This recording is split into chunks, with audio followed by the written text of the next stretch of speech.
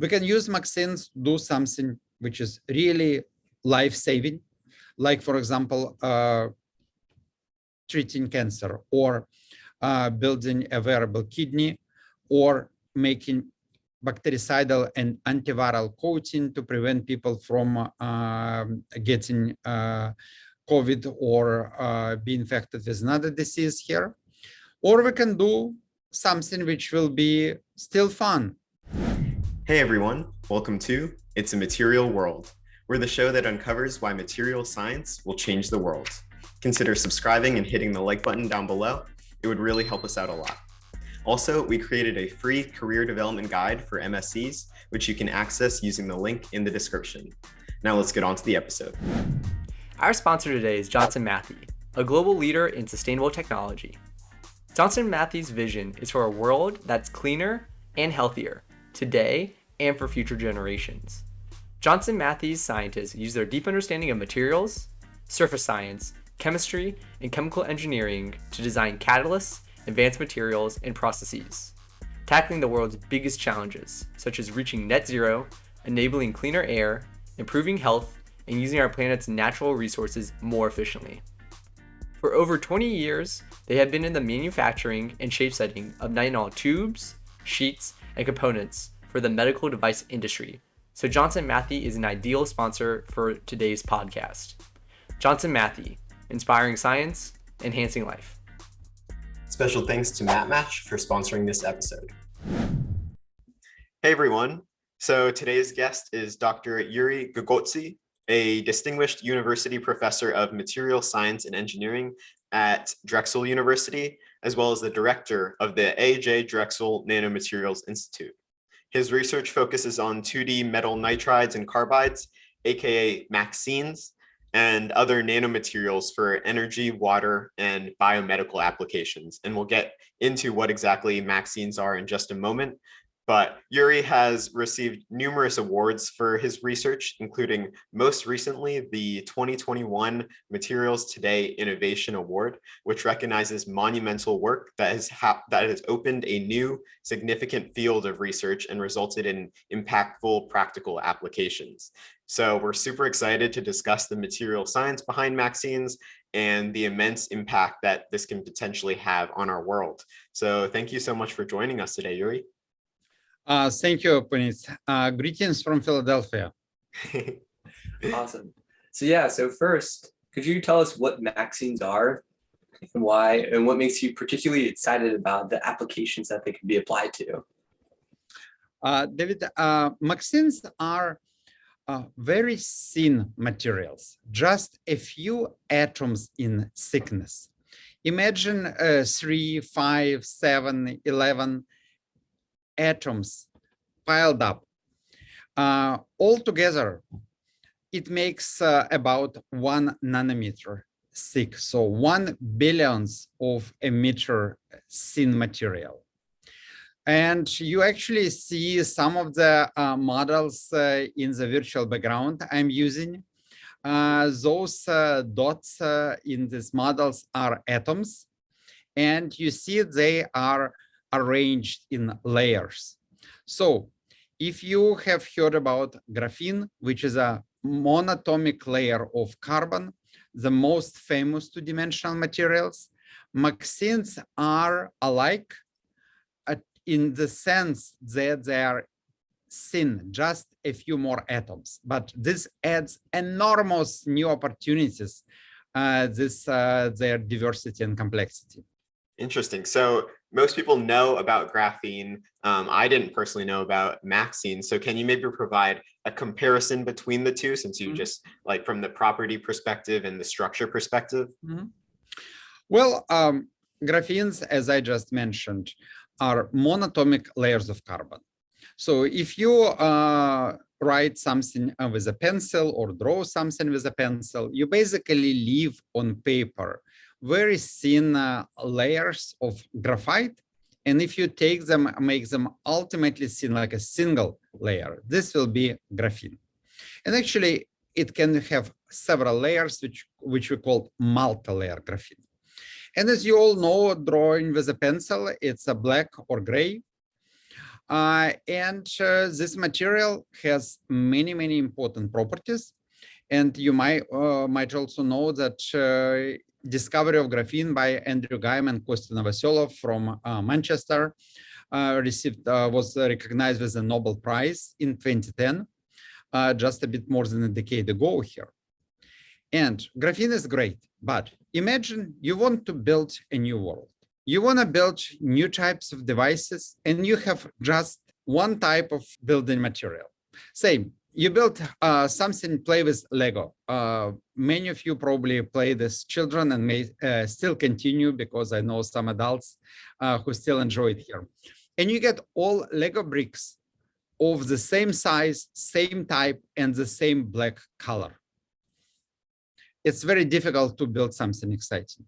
You want to have Lego bricks of different sizes, different widths, different thickness. You want to have different colors.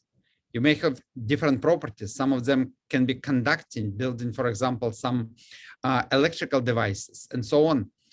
And this is what MXenes offer.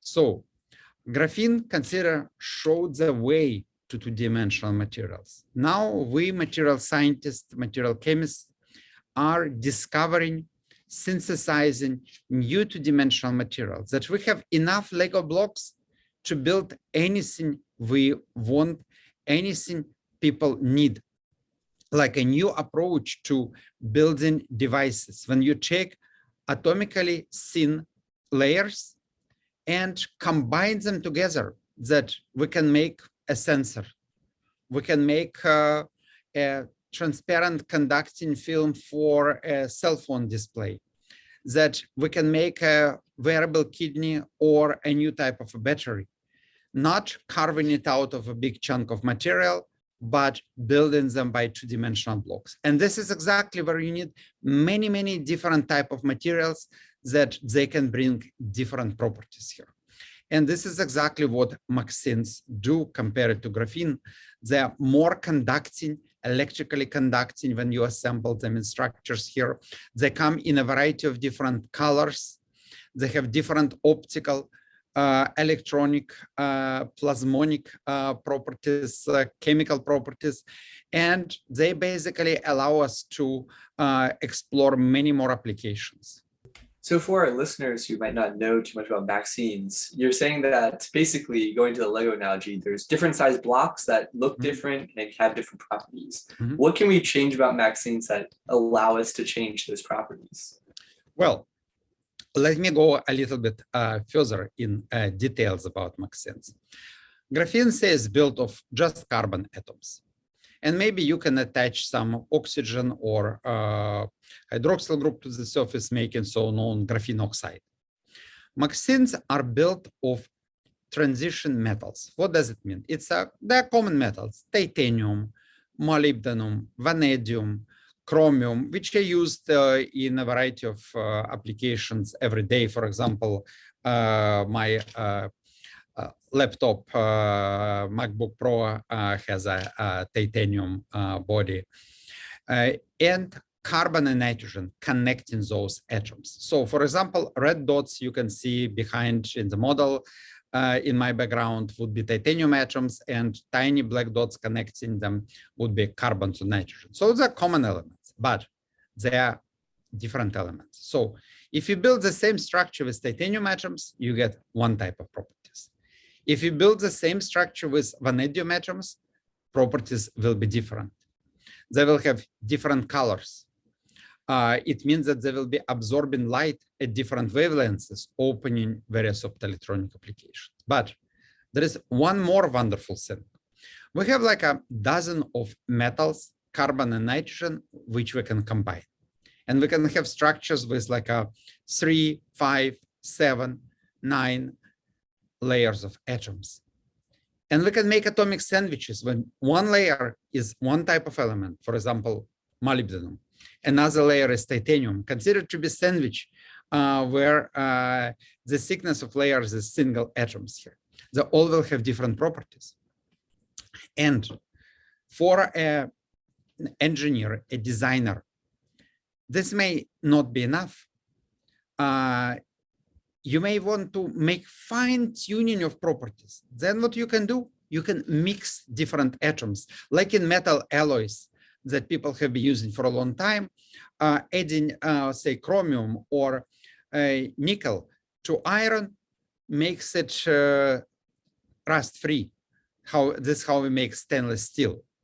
Adding some other atoms to MXene layers, mixing different atoms, allows further tune properties. So basically, we have not only very large and very diverse family of materials, but we can also tune properties exactly to achieve specific, tune composition and structure to achieve exactly the required properties. And this really opens totally new opportunities in making future materials, and it means making future devices. Wow. I was about to ask more about the structure and the composition of these materials, but it seems like there's such a large variety. So maybe we'll get into that later in this episode. But before we go into that, can you take us back to when your group first discovered MXenes? What was that experience like? And did you know right away that this class of materials had the potential to make a significant impact on this world? Well, MXenes were discovered, or first samples were made in 2010. This is actually exactly the year and about the time and the end of the year when Andrew Gaiman and Kostya Novoselov got a Nobel Prize for graphene. So the world was very much excited about graphene, and MXenes were initially received with skepticism. It took several years for them to make a breakthrough and become one of the most researched family of materials. But at the moment we discovered them, we knew right away that they will be important, because we knew that first material made was the beginning of a new family of materials. And let me also step away back and tell you how we made them. So we actually were not looking specifically to make a new two-dimensional materials. We were working on developing materials for lithium-ion batteries. And there is a family of layered materials, which a colleague of mine, Professor Michel Barzoum at Drexel University, also developed called MAX phases. Those are layered compounds with layers of different atoms aligned here. And we had a hypothesis these materials can be like graphite, useful for lithium-ion batteries and can store more lithium. But initial experiments were not very successful. And what we decided to do is to etch them, like remove layers of some of the element to open space for lithium to go in. And a student, PhD student, Michael Nagib, who was working on this project, started to experiment and did lots of different trials and errors, trying to etch those materials, open the space here. And to keep a long story short, he ended up with completely removing aluminum layer from titanium aluminum carbide, making layers of two-dimensional titanium carbide here, which looked in a microscope very similar to graphene. And my postdoc, who did first transmission electron microscopy study, thought that we made graphene. But when we did analysis, we realized it's not just carbon. It's carbon, titanium, plus some oxygen atoms on the surface here. So it's different material. And knowing that there are many of these layered ceramics that can be used as a precursor, it was clear those will be a large family of materials. So for us, the impact was obvious. But it took a while to analyze, explain what is this, and then convince journal editors and reviewers to publish the first work here, and convince the community it's important here. So certain things that we see when we discover and believe are exciting, it doesn't mean by default that they look right away exciting to others, because we know about topic we study more than others. And this is our job as scientists also, to explain to others how important things are that we discovered, that we make, because new materials simply enable new technologies. Say, we all have smartphones.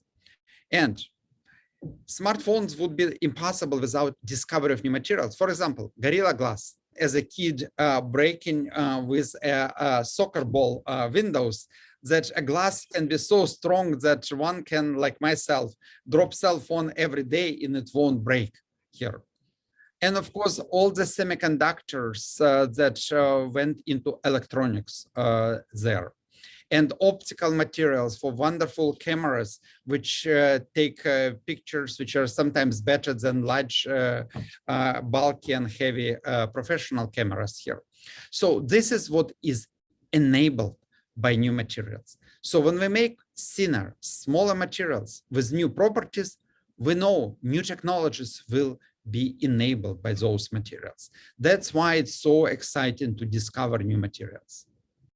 That's absolutely crazy. And I want to dive into the applications a little bit so that we can get that full picture. And I know one of the largest areas of MXenes is supercapacitors. That's one of the biggest applications where they can be used for like short-term energy storage on even a larger scale, like automotives. So what structure property relationships do MXenes possess that allow it to potentially take over as the material of choice here in supercapacitors? Yeah. Well, let me probably first explain to our audience what supercapacitors are. Supercapacitors are devices that store charge quickly, like batteries. Consider them to be like a batteries on steroids, very fast. They are sprinters, they are not stayers. So what does it mean? You can charge them quickly, but they also discharge quickly. Batteries take much longer to charge, but they can keep more charge and for a longer time. And depending on what you need to power or harvest energy, you need either battery, supercapacitor, or ideally, everyone would love to have batteries which store lots of energy, but charge quickly, that you just plug your cell phone into an outlet or put it on wireless charger, and a minute later or less, it's fully charged and you can use it for another day. Or come with your Tesla or another electric car to a charging station, plug it in, wait maybe for a couple of minutes, just like we fill a tank with the gasoline, and drive away and be able to drive again for a couple of 100 miles. Why it's not possible? Batteries charge slowly. They basically take lots of charge. There are chemical reactions happening there, and there is a bulk diffusion. So ions have to move through the structure of materials, which is a slow process. There is another limitation. What does it mean, fast charge? It means that you have a very high current going through your device. So many electrons go in, and in the battery, ions need to go also simultaneously in the other direction. So what happens if your material is poorly conducted, like metal oxides used in batteries now, or in graphite? You start heating the battery up. You know, like you put more power charger. For example, if you charge your cell phone or computer in Europe, where you get 220 volt instead of 110, you will see how it heats up. It may be charging a bit faster, but also heats up. And if you charge it even faster, you will kill it here. So we need materials which conduct electricity much better, but that also can store electricity, like in supercapacitors, on the surface. In supercapacitor, people traditionally use porous carpets. Now graphene is tried, where ions are stored electrostatically on the surface quickly and then leave quickly when you discharge. Now, this mechanism is called electrostatic. There is no chemical reaction or electrochemical reaction. There is no charge transfer happening. MXenes are high surface area materials. They're two-dimensional. The entire material is the surface. There is no bulk where ions will have to slowly diffuse. So you can get fast charging, like in supercapacitors. That's why we can make supercapacitors with them. But they also have transition metals, like battery electrodes. So they can accept electrons. Transition metal can change oxidation state, store energy like a battery. So what we are trying to do is to design devices which will have advantages of supercapacitor, fast charging, fast discharge, can give a lot of power, for example, when you accelerate your car, or when you want to harvest energy from braking, which is like a 10-20 seconds when you brake, or a tram or a train or an elevator going down. But also that you can quickly give it away when you accelerate, for example, the car. Or when you need to speak from your cell phone and your battery is almost dead and you can see the screen, but you cannot make a call because there is not enough power for this. So this is a game we are trying to play. Consider to be creating high power, high energy storage devices, starting from supercapacitor design, high surface area materials, highly conducting, but taking them to a battery-like energy storage mechanism. If you succeed, many people will have much better batteries in the future. Yeah, so I guess that was an amazing explanation of how the MXenes work in a supercapacitor role. As you said, though, that supercapacitors don't do as good of a job as holding energy as long as batteries. So moving forward, what do you think the relationship between MXene supercapacitors and batteries will look like? Will we try to just put more MXenes into batteries to extend the conductivity and allow for better charge transfer to allow fast charging? Or will we just switch over to more supercapacitors in areas that could get away with lower amounts of energy storage? Well, David, both are possible. There is no single solution for every single problem. There are different devices, there are different applications here.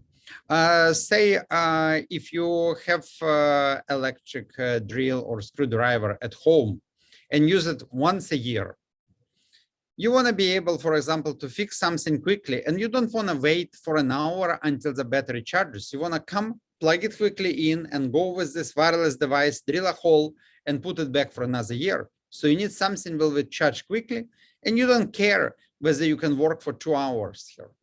But if you are, for example, using the same type of an instrument, but you work professionally building houses, for example, or doing repair work and need to use it for hours, you need a different device right here. So it means that even in similarly same application, depending on how you use it, you may need different things. So there is room for batteries, there is room for supercapacitor. But from standpoint of a consumer, people don't care whether this thing is called supercapacitor or a battery. If it's called lithium-ion battery or a nickel metal hydride battery, right here. If it's carbon supercapacitor made of porous carbon or graphene or MXene.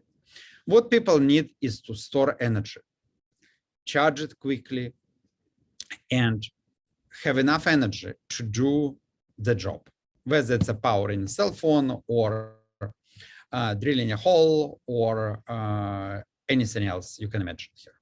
So we can develop better supercapacitors, which will be charging equally quickly as carbon devices, but have more energy. It's great, it helps on one side. We can add MXenes to batteries, which makes them more conducting, so we can charge the same type of a battery faster. Moreover, in batteries, people use, for example, copper, aluminum as so-known current collectors. So it's basically metal foil on which electrodes are built. Because electrodes have poor conductivity, if I have MXene or electrode or MXene mixed with other materials, we may not need these metal current collectors, making batteries smaller and lighter. This also improves. So usually development goes through a number of different steps, and lithium batteries, lithium-ion batteries went a long way when they became what they are right now, storing much more energy than the first generation, lasting much longer, many more cycles, and actually simultaneously being much cheaper than they used to be 20 years ago. And MXene and MXene-based devices are just making first baby step. So they will keep growing, they will keep introduced into different applications, different devices, battery supercapacitors, and then eventually we hope they can make a difference. No, I was just curious from the supercapacitor application, Is there specific transition metals that perform better than others in this MXene family? A short answer is yes. But there is a thing which is always, there are always some reservations. For example, theory predicts that zirconium, vanadium will perform better than titanium carbide MXene. That nitrides will perform better than carbide MXenes. However, no one has made zirconium nitride MXene yet. So we need to learn how to make those theoretically predicted structure experimentally. We would like to try, but we don't have it. There are some other factors. We always talk about prices at the end. Titanium and carbon, two of the most abundant elements. They are inexpensive, they are available in large quantities, there are no really limit in supply.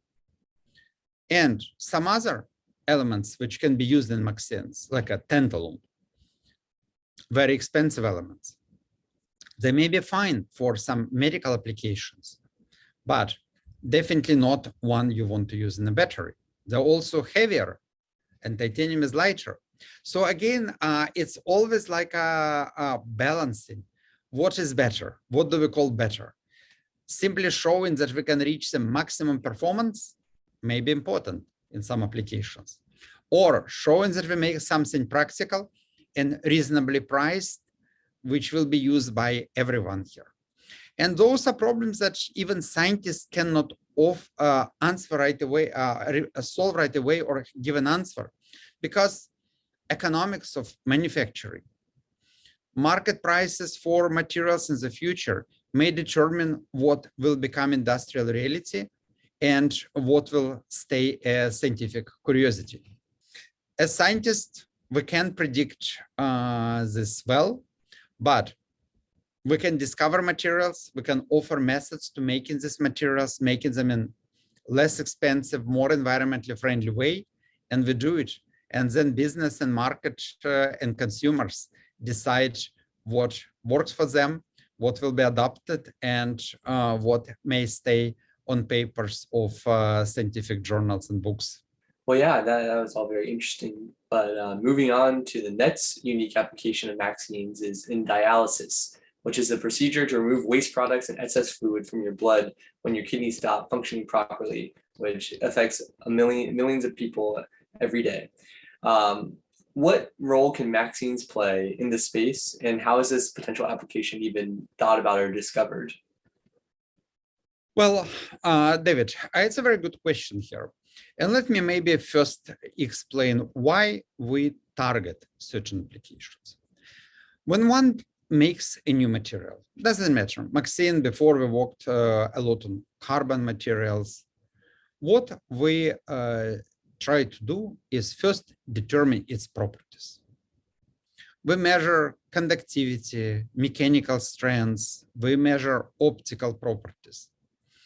And then based on those properties, we think, okay, what are possible applications? Where can those properties be useful? And then we think, okay, what is really important? We talked before about, say, supercapacitor batteries. Everyone knows that energy is important. If we have enough energy, we can solve many other problems.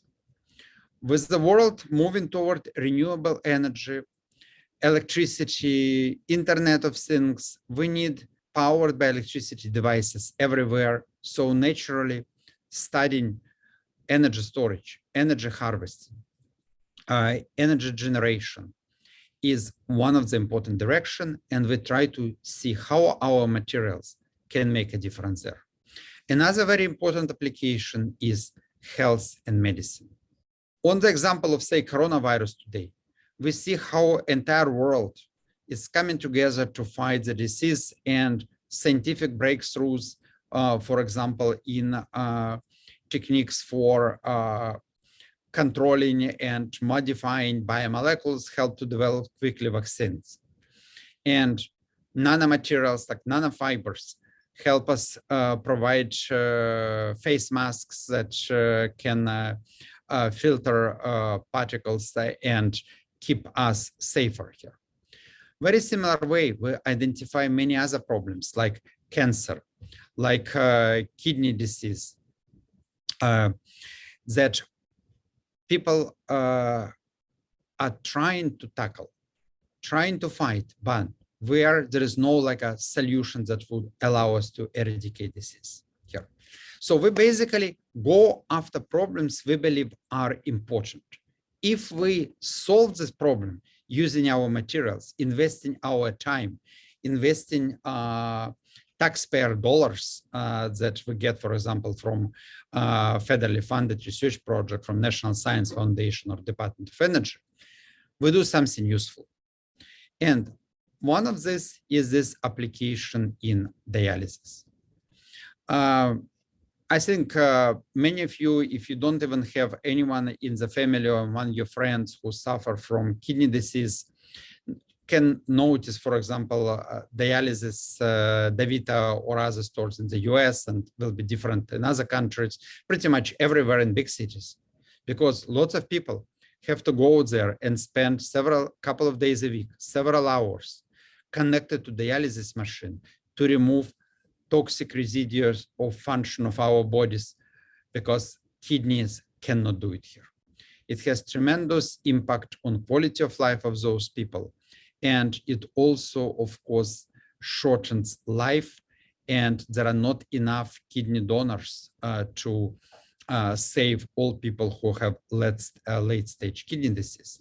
And the problem in developing wearable kidneys or making much smaller dialysis machines is that there are no good materials that are able to absorb urea, very small molecules that our bodies produce as a result of breaking down food. And there is no way to absorb it here. Carbon, porous carbon, charcoal, that is a great sorbent for many molecules, is not efficient in absorbing urea. So MXenes happen to be able to do it and do it efficiently. So we work with a company now, which is called Nephria Bio. This was company started in the US by a larger Korean corporation, specifically to develop wearable kidney, finding better dialysis membranes for existing machinery using MXenes because of this here. And I think it's always really important to think about, we make a new material. Can it be something useful to solve problems that humanity faces? Or is it just fun? Or is it actually something that may appear to be very toxic in general? And those are things we face. You know, like we can use MXenes to do something which is really life-saving, like, for example, treating cancer, or building a wearable kidney, or making bactericidal and antiviral coating to prevent people from getting COVID or be infected with another disease here. Or we can do something which will be still fun and may still be important, but less important. So it's always kind of, again, a balance, and we're trying to do after those things here. Energy, health, environment are problems for everyone. Doesn't matter where we live in the world and what country. So, and as scientists, we should try to tackle those problems and contribute as much as we can to solving those. Absolutely. So I'm still amazed, though. How did you end up tying the properties of MXene to the ability to absorb urea? That still seems like a very unique application property as well. So how did that come together? Well, there are several things here. One is that we study the properties first. And if you know that there are very, very narrow spaces between these MXene flakes, and also there are so-known highly charged surfaces, it's a logical hypothesis this material will be able to absorb small molecules here. But it's also often about talking to people who are experts in the field. For example, In the supercapacitor field, I've been working for more than 15 years already, very closely with Professor Patrice Simon from Paul Sabatier University. Pretty much of what I know about supercapacitors energy storage, I learned from him. We developed materials in discussion with experts in the field. We were able to find important applications. Very similar way, when we were working on carbon materials, designing, inventing new porous carbon sorbents for biomedical application, particularly for removing toxins from blood. Another colleague, Professor Michalovsky, he retired from University of Brighton in UK now, but at the time he was in Brighton, told me that one of the big problems is absorbing urea. So if we can make design materials that can absorb urea, would be very, very important here. And we tried our carbon materials and we didn't have much success. So when we produced material MXenes, this was the idea we wanted to test whether MXenes will be able to do. And yes, bingo, MXenes were able to absorb urea. And this is how the story started. And initially, we just showed feasibility of it. Then interest came from practitioners. And then we received some small funding to explore this area. And step by step, we are now at a stage that we already work with a small company, but with very big ambitions. And I think this technology that has a potential. And again, in my personal opinion, something that is worth of time and effort investment. So again, another message from this is, no one is an expert in everything. We always need to collaborate, interact, and these collaborators may be next door in your department, or they may be in France or UK, as I mentioned in two examples recently here. So scientists need to work together with each other, because complex problems we are facing now cannot be solved by a single person. Doesn't matter how knowledgeable or experienced this person is.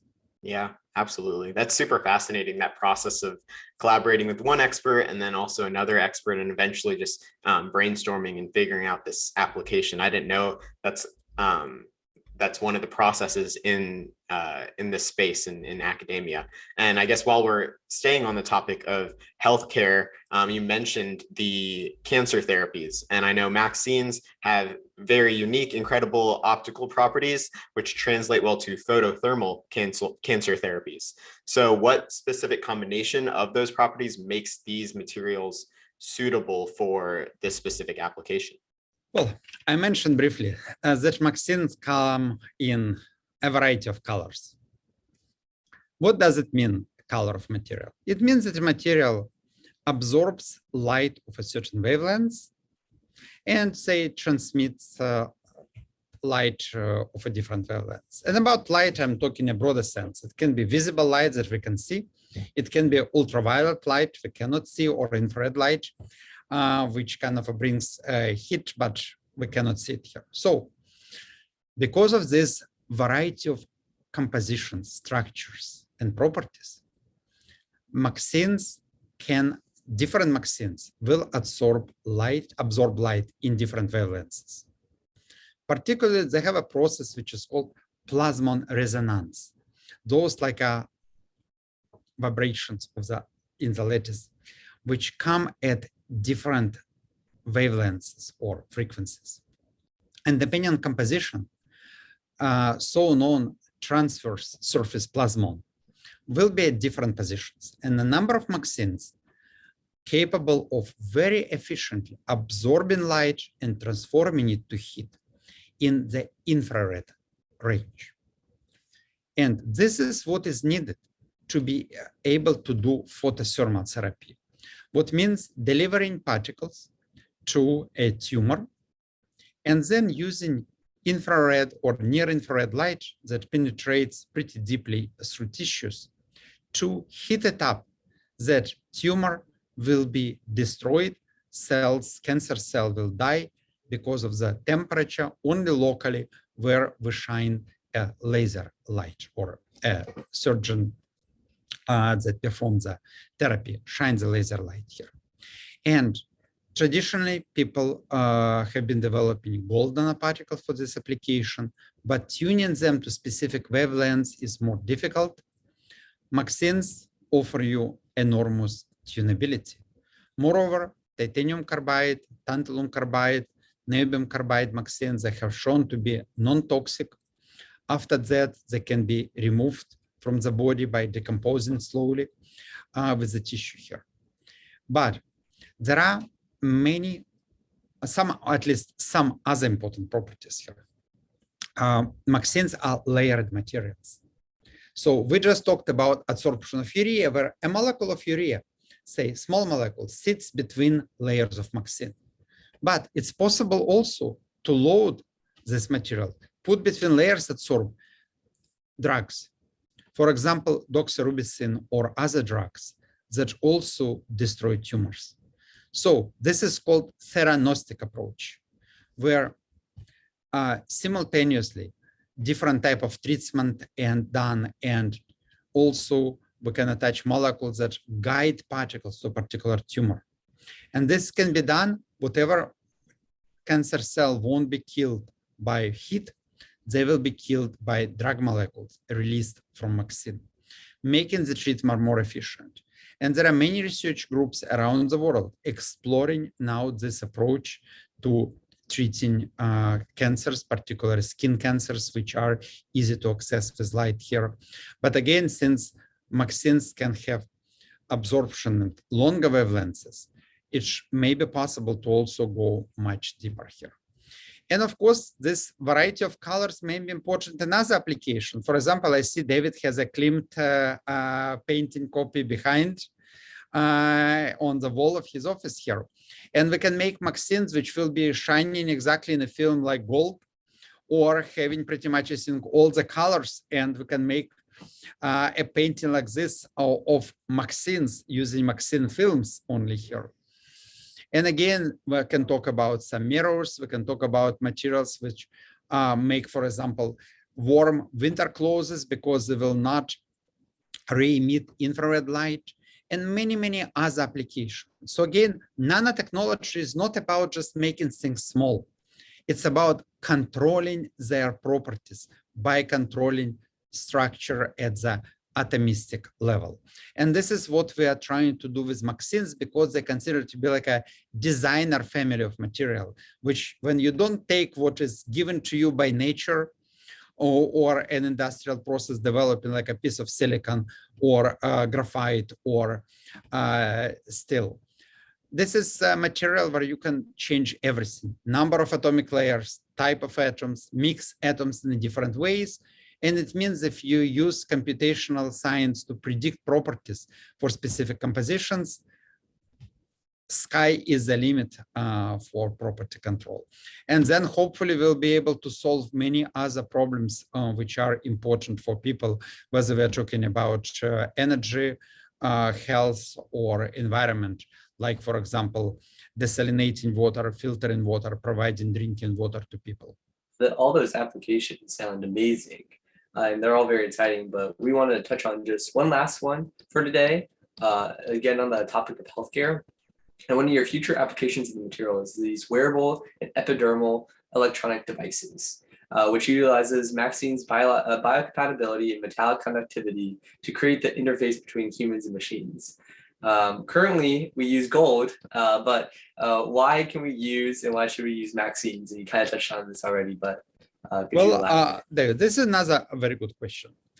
When we talk about futuristic technologies of the future, skin electronics, interfacing humans with computers, with machines, with like a cell phone-like devices, or eliminating cell phones that we pretty much in our clothes that we wear, we will be able to have electronics which takes all the vitals, keeps us healthy, controls our health, and allows us to communicate with the world outside here. That you don't need to use headphones and a cell phone and a computer, and we basically make our life more comfortable, more connected. But also, when everything gets smaller, hopefully also consume less material here. So interface is electric. And currently, yes, gold is used as a most common material for skin electronics because we need high conductivity and we need materials which will not corrode, which will conduct electricity well, which can be made in thin and flexible films. So two-dimensional materials in general are very easy to make a film. It's like an ink.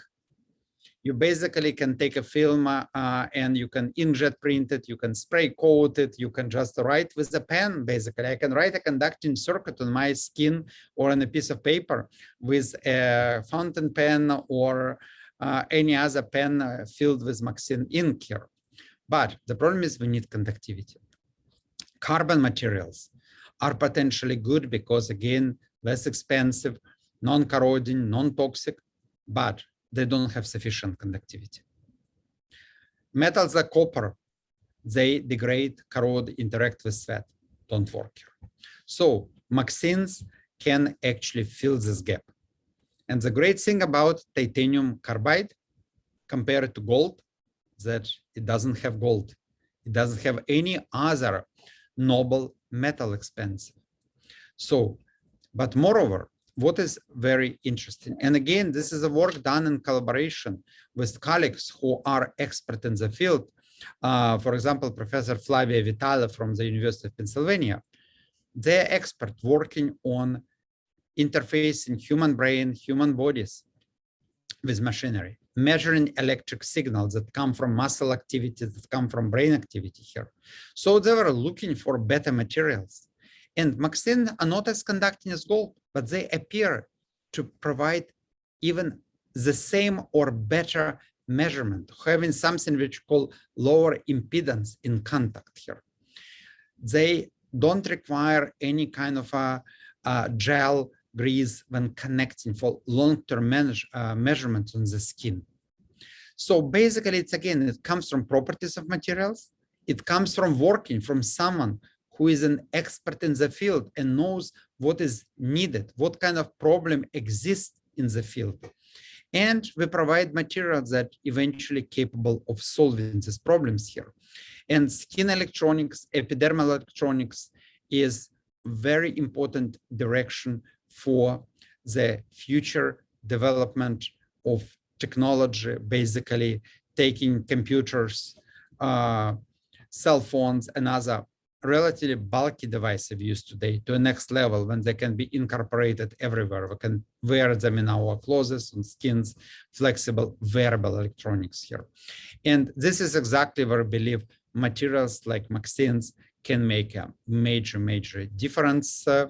And we are tackling those problems with our collaborators. Okay, so I guess we touched on a number of benefits of MXenes. And so just to balance the conversation, we wanted to get your insight into the challenges that lay ahead for MXenes. Is it scalable processing? Is it the cost of these transition metals, something else?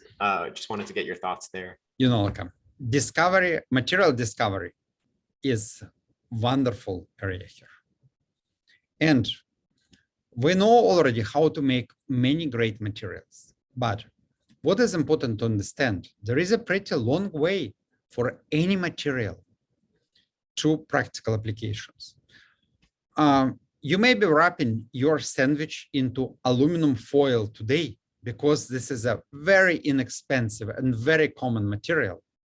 But when material was discovered as a metal and some amount were produced at the French royal court, the most important guests would be treated to aluminum silverware instead of gold on silver because it was a rare, exotic, and a very expensive metal in the beginning until a larger scale industrial process of electrolysis of cryolite was developed here. Same with any other materials. When they just appear, they're expensive by default because they're produced in small quantities. There is no large industrial process, but industry will not start producing large amount of material until there is an application and large volume application. And companies that want to develop application, for example, battery utilizing MXene, will start looking, okay, where can they buy the material for their batteries? And there is no manufacturer. So this is a slow development that usually goes by spiral, more and more and more. You start with applications which require smaller volume of material. For example, transparent conducting films, sensors, or application in medicine like photothermal therapy, where cost of material is negligible compared to cost of the treatment and human life. And then go to larger and larger and larger scale. So this is one of many challenges that time, investment, development, work with industry are all important to make it happen. Even graphene, and probably the largest amount of funding imaginable was pumped into developing graphene as a material over the past 15 years, is just starting to make breakthrough into applications, which will last a couple of years. So it takes time, it takes investment, but that's why it's important to show there are some problems that cannot be solved without using of this material. And then there is a drive, there is a motivation to start manufacturing it and using it here. So volume of manufacturing, cost are issues. I mentioned in passing before that there are some MXenes predicted with wonderful properties which have not been even synthesized experimentally in the lab yet. So it requires efforts of a much larger community of material scientists, chemists, to learn how to make those materials and test those properties like two-dimensional ferromagnetism, topological insulators, superconducting MXenes, MXenes which can store much more energy, and many, many others here. So we need to continue material discovery. And of course, to replace a material in existing application, especially large scale like batteries, we need to reach much, much better performance levels. And in some areas, like electromagnetic interference shieldings, MXenes have already showed to outperform all other known materials. In some other areas, we still need to improve them to make them truly competitors, not achieving the same performance or providing a noble metal-free or non-toxic alternative, but really being better than anything else here. So there is still a long way to go, but what is exciting? There are scientists, researchers, engineers, and companies around the world working on MXene. More than 2,500 papers on MXenes were published just in 2021. There are thousands of patents filed. So it means that there is a very large community working on developing materials that were discovered here at Drexel University. We're very much excited about this. And of course, we all hope that these materials will help us to solve some important problems humanity is facing. And we need more materials researchers. So for those of you who are graduating from high school or studying at the university and selecting a topical area to explore in the future, there is plenty of room for discovery in the field of MXenes and related two-dimensional, low-dimensional materials that will be the building block for future technologies. And I would really like to encourage a younger generation to pay attention to this field. This is your opportunity. That's something that will become a reality and will be changing our everyday lives in about a decade from now. So that's exactly when you get into the job market here. So put it in your radar screen, read and learn more about this really fascinating family of materials. No, that was awesome. We were literally just gonna ask you for your advice to these young MSCs to get involved in this field, and if they wanted to pursue research, what should they do? And you kind of answered it for us. So thank you so much for joining us today, Yury. We really appreciate it. Again, I think finding an important problem and the one that is really close to your heart, something you care about, you want to do, is the key thing. Follow your heart, and you will be successful in your career, and also you will be a happy person because you will be doing something you enjoy doing it here. And again, Puneet, David, thank you very much for giving me this opportunity to talk today. And I hope there will be more people exploring MXenes, other two-dimensional materials, and material science in general. Thank you very much. Yeah, thank you, Yury. This was awesome. I definitely learned a lot. Thank you for tuning in to this episode of the It's a Material World podcast. If you enjoyed the show, consider subscribing, hitting the like button down below, and commenting what topics and guests you'd like to see next. To download our free career development guide for MSCs, check out the link in the description. We'll see you soon, and in the meantime, go change the world.